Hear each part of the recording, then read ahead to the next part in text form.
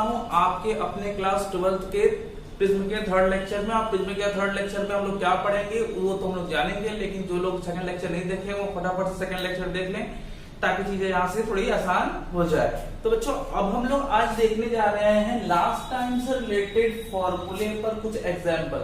Okay, पहला example ये है कि अगर मेरे पास कोई पतला प्रिज्म है और पतले प्रिज्म का दिया हुआ है, पतले प्रिज्म का एंगल ऑफ प्रिज्म दिया हुआ है वो है 4 डिग्री। 4 डिग्री है प्रिज्म कोण और उस प्रिज्म के पदार्थ का अपवर्तनांक 1.5 है। अपवर्तनांक जो है वो है 1.5। इसका अल्पतम विचलन या विचलन क्या होगा? अल्पतम विचलन क्या होगा?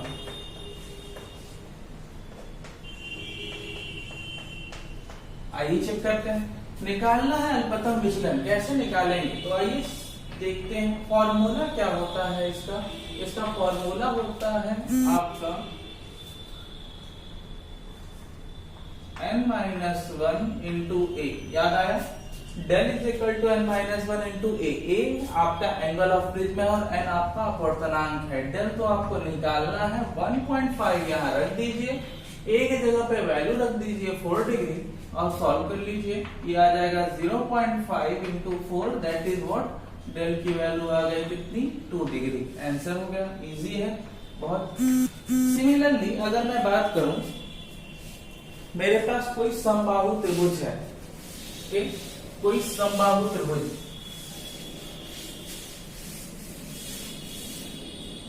कोई समबाहु त्रिभुज है और समबाहु त्रिभुज में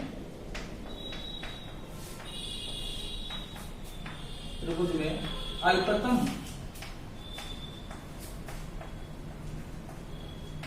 विचलन कोण जो है वो 60 डिग्री का है, ठीक है?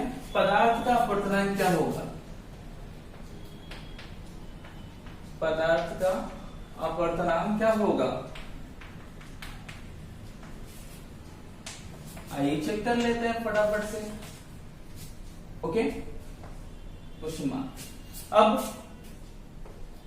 आपको पता है कि अगर मैं समबाहु प्रिज्म के बारे में बात करूं, समबाहु प्रिज्म, तो समबाहु प्रिज्म में सारे एंगल जो है वो समबाहु की वजह से 60 डिग्री आएंगे। मतलब अल्पतम विचलन कोण भी 60 डिग्री और प्रिज्म कोण भी 60 डिग्री। ये है ए बी सी। ओके, यहाँ आपने लिख देना है ए की वैल्यू 60 डिग्री और डेल की वैल्यू भी 60 डिग्री, दोनों 60 डिग्री हो गए। यहां से आपने करना क्या है? n is equal to formula हो जाएगा जो कि आपको लर्न होना चाहिए, a plus del m by 2 upon sine a by 2।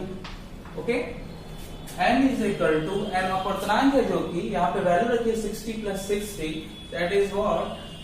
Sign 60 plus 60 upon 2 upon sine 60 by 2। Okay, यहां से आप इसको लिख सकते हैं 120 बाई 2, साइन 60 आएगा। और नीचे बच्चों यहाँ पे 60 बाई 2 30 है। साइन 60 की वैल्यू कितनी होती है? तो बहुत अच्छे से पता होगा आपको, √3 बाई 2। और इसकी वैल्यू आप क्या लिख सकते हैं? इसकी लिख सकते हैं 1 बाई 2। कैंसिल हो गया 2 और 2, n की वैल्यू जो आ गई वो है √3। तो n इज इक्वल टू आ जाएगा √3। किसके लिए? इस प्रिज्म का अपवर्तनांक का। ओके, आइए जस्ट मूव करते हैं नेक्स्ट टॉपिक की ओर। प्रिज्म द्वारा विक्षेपण, प्रिज्म द्वारा वर्ण विक्षेपण, इसको वर्ण विक्षेपण भी कहते हैं बच्चों, और इसको कहते हैं डिस्पर्जन ऑफ लाइट इंग्लिश में। Dispersion of light.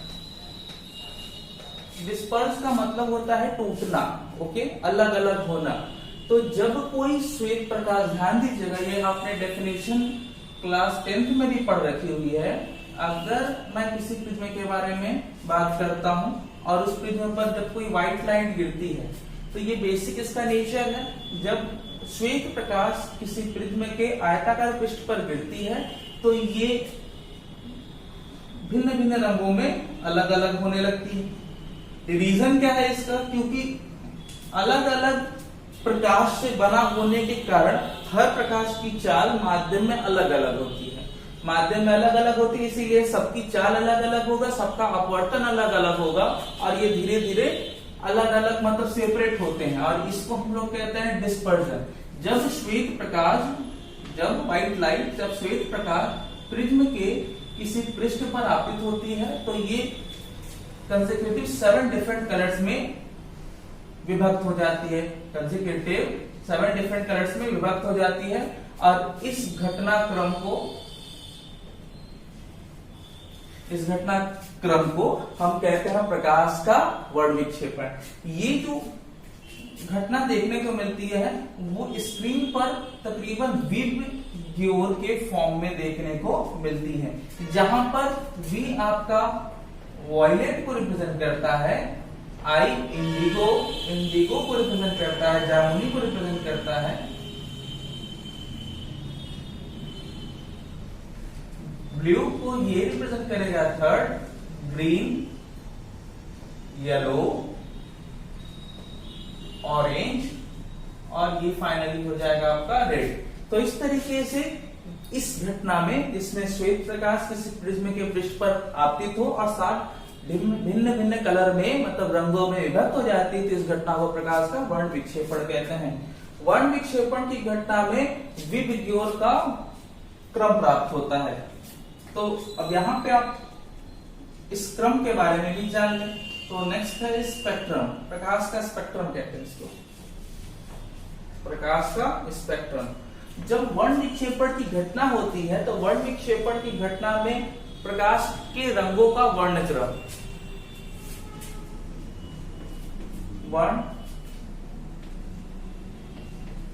विक्षेपण की घटना में प्रकाश के रंगों का वर्णक्रम, क्रम याद रखिएगा विबग्योर। क्या होता है? विबग्योर, नीचे से विबग्योर इस प्रकाश का स्पेक्ट्रम कहलाता है।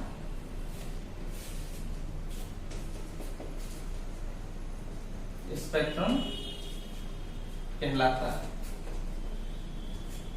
एक बात ध्यान देने वाली और है इसमें कि जब कोई प्रकाश की किरण इससे होकर विचलित होती है, मतलब प्रिज्म से होकर बाहर निकलती है, तो उसमें सबसे ज्यादा कौन विचलित होगी देख करके बताइए। सबसे ज्यादा विचलित होने वाले लाइट का नाम है वॉयलेट और सबसे कम विचलित कौन होती है? रेड। तो यहाँ पर एक पॉइंट आप जब इतना कर लेते हैं तो एक नोट जरूर बना लेंगे कि प्रकाश के वर्ण विक्षेपण की घटना में बैंगनी कलर का विचलन सबसे ज्यादा होता है, अतः बैंगनी का अपवर्तनांक सर्वाधिक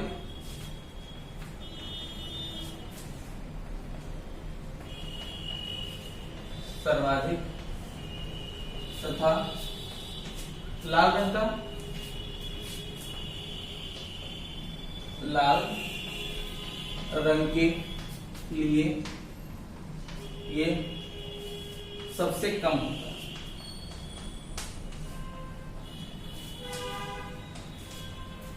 सबसे कम होता है, याद रहेगा।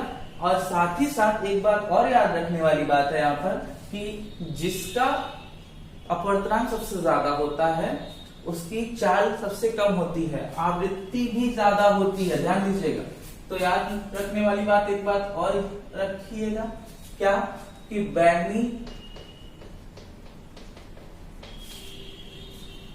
प्रकाश, बैंगनी या नीला कह सकते हैं, लगभग बगल में है, बैंगनी प्रकाश के लिए प्रकाश की चाल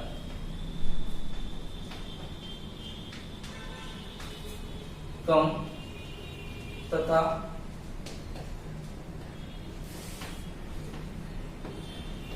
लाल प्रकाश के लिए यह सबसे ज्यादा होती है, ज्यादा होती है। लाल रंग का तरंगदैर्घ्य भी ज्यादा होता है, नीले का कम होता है।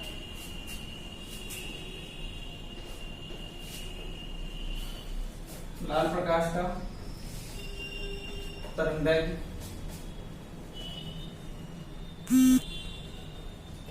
ज्यादा तथा नीले या बैंगनी के लिए अथवा बैंगनी के लिए यह कम होता है। ठीक, ओके, ये बातें क्लियर हो रही हैं? अच्छा, बात समझ में आ रही होगी। तो अब हम लोग फटाफट से चलते हैं कि जब ये प्रकाश की किरण वर्ण विक्षेपण देती है तो वर्ण विक्षेपण की पट्टी प्राप्त होती है, और वो पट्टी कहां प्राप्त होगी? सामने स्क्रीन पर प्राप्त होगी। और ये जो सामने पट्टी मिलती है स्क्रीन पर, ये पट्टी की चौड़ाई कैसे डिसाइड करते हैं? तो इसको डिसाइड करते हैं हम लोग कोणीय परिक्षेपण से। तो नेक्स्ट है कोणीय परिक्षेपण।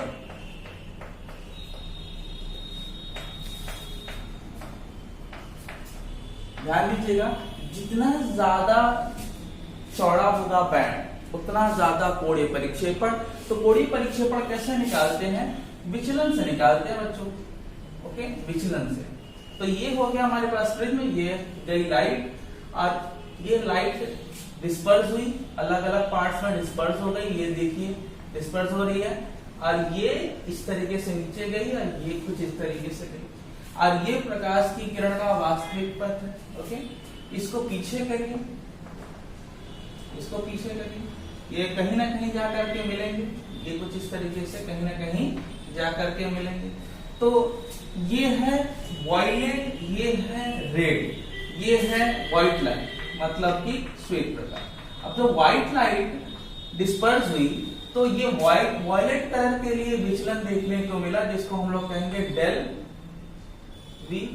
और वही अगर मैं रेड कलर के लिए बात करूं तो रेड कलर के लिए विचलन देखने को मिला डेल आर। तो वायलेट कलर और रेड कलर के बीच में ये जो आप एंगल देख रहे हो, ये इसकी चौड़ाई है, बैंड की चौड़ाई है। ये कौन सा बैंड है? स्पेक्ट्रम का बैंड है। तो स्पेक्ट्रम के बैंड की कोणीय चौड़ाई आपकी कोणीय परिक्षेपण है। ओके, तो प्रिज्म द्वारा वर्ण विक्षेपण में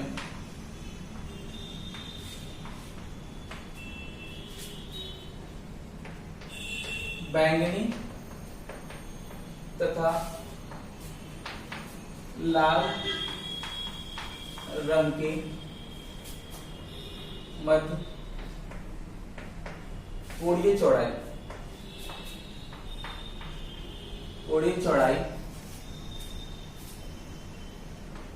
प्रकाश का कोणीय परिक्षेपण कहलाता है। ओके, इसे हम लोग दिखाते हैं, इसके बीच की यही एंगल है ना, इतना यही है, और इसे हम लोग दिखाते हैं थीटा से। इसे थीटा से प्रदर्शित करते हैं, थीटा से प्रदर्शित करते हैं। ओके, ये हो गया। थीटा निकालते कैसे हैं? पहले तो अगर मैं मान लूं कि ये प्रिज्म हमारे पास है और ये प्रिज्म फिलहाल पतला है, तो हमें विचलन निकालने में थोड़ी आसानी हो जाएगी। तो डेल आर बराबर हो जाएगा एन आर माइनस 1 इंटू ए।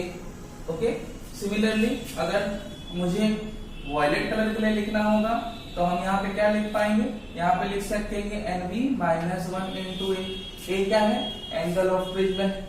ओके, तो यहाँ से अगर मुझे परिक्षेपण निकालना होगा तो ये थीटा इज इक्वल टू, निकालने के लिए अतः थीटा इज इक्वल टू लिखा जा सकता है del V minus del R, ये तो मुझे पता ही है उसके लिए।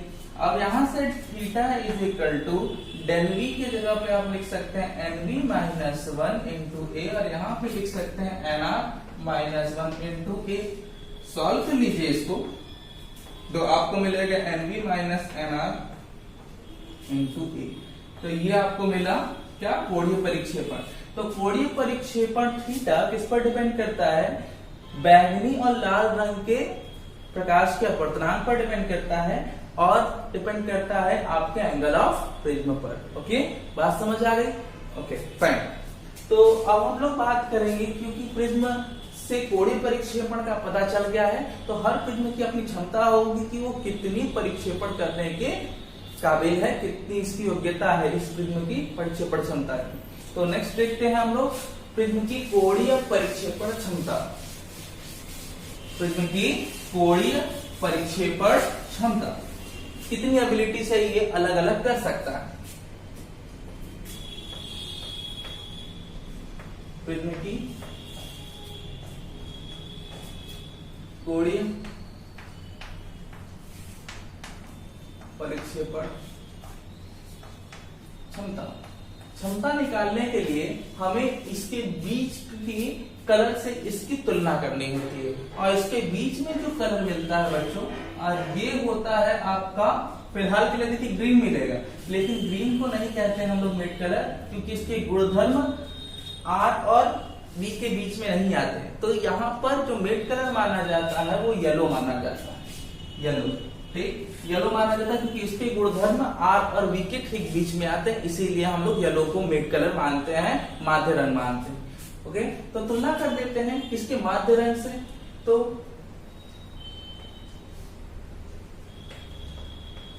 प्रिज्म की कोणीय परिक्षेपण क्षमता, कोणीय परिक्षेपण क्षमता प्रिज्म के कोणीय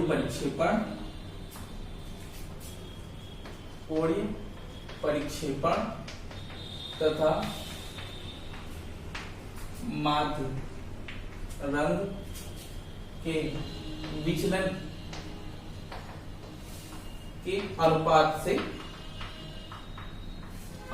से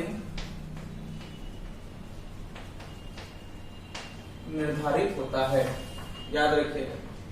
तो ये कैसे निकालेंगे, तो यहां से आप इसको लिख सकते हैं क्या, ओमेगा। ओमेगा दिखाते हैं कोणीय परिक्षेपण क्षमता को। तो omega is equal to theta, जो कि कोणीय परिक्षेपण है, माध्य रंग का विचलन मतलब डेल वाई। यहां से आपको पता ही है कि omega is equal to, theta को लिख सकते हैं NV माइनस NR, और साथ में आप लिख सकते हैं A, और नीचे आप वायलेट कलर के लिए लिखेंगे तो NY येलो, NY minus 1 into A, cancel हो गया, ओमेगा इज इक्वल टू हो गया NV minus NR upon NY minus 1। क्या समझ में आया कि कोणीय परिक्षेपण क्षमता किस पर डिपेंड नहीं करती, प्रिज्म कोण पर डिपेंड नहीं करती, और ये डिपेंड किस पर करती है, प्रिज्म के पदार्थ की प्रकृति पर डिपेंड करती है। अर्थात हम ये कह सकते हैं कि जैसा पदार्थ होगा वैसा अपवर्तनांक होगा। यह प्रिज्म के पदार्थ की प्रकृति पर निर्भर करती है। ये किस पर डिपेंड नहीं करेगी, ये डिपेंड नहीं करेगी आपके एंगल ऑफ प्रिज्म पे कि ये चौड़ी हो रही है या फिर पतली हो रही है, इससे कोई मतलब नहीं है। आई होप ये बात कहानी समझ में आ रही है। तो ये हमने पढ़ लिया प्रिज्म के कोणीय परिक्षेपण क्षमता का फॉर्मूला। अब आगे हम इससे रिलेटेड एग्जांपल देखेंगे, और इन सब चीजों के नोट्स आप कंप्लीट कर लीजिएगा। तब तक के लिए अपना ख्याल रखिए। जय हिंद।